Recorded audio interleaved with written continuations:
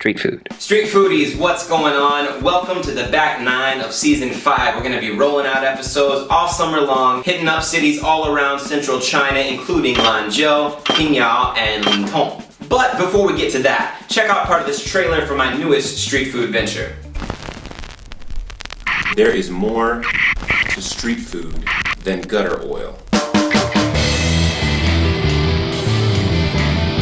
Oh, that website looks awesome. You should totally check it out. It's like this, if you like my show, you're gonna like Street Food International because I'm going out, I'm finding like-minded street foodies, people who like to eat it on the street, and I'm curating them all in one place. I'm like assembling them. It's like the Avengers, but with street food. We got snacks, we got recipes, we got a blog with articles, there's a sweet map. The Surfing Violinist is on there, I'm on there, I'm looking for new street foodies every day. And the thing is, I'm accepting submissions. So, if you've commented on my channel before and you've been like, that bouncer looks whack, you should see what they have in my neighborhood. Or if you've talked about your favorite snack in the comments, take your phone, go shoot a video of that piece, and then submit it to Street Food International. We want to have a whole community of street foodies interacting together. Check out streetfoodinternational.com, all manner of bounty from the street to be enjoyed. Now, first up on our China city tour is Lanzhou. Lanzhou is the capital of Gansu province. It's to the north and west of Xi'an. A few years ago, it was famous for having some of the blackest air in all of China, even worse than Beijing. But urbanization has done its part to spread the pollution around. When I was there last, it wasn't any worse than Xi'an. Lanzhou is to the north and it's at a higher altitude, so the temperature is a lot cooler than Xi'an. It's surrounded on two sides by mountains, and the famous Huanghe, the Yellow River, runs right through the middle of the city.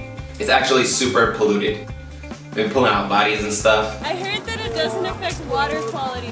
Yeah, right. I read something. No, we read that in the news, so we're alright. It's like, you do not want to drink that. Another cool thing about Lanzhou is that even though it's like a fourth of the size of Xi'an, it's a lot more ethnically diverse. There are a lot of Hui people, most of whom are culturally speaking Muslim, which means there's a lot less pork on the street and a lot more mutton.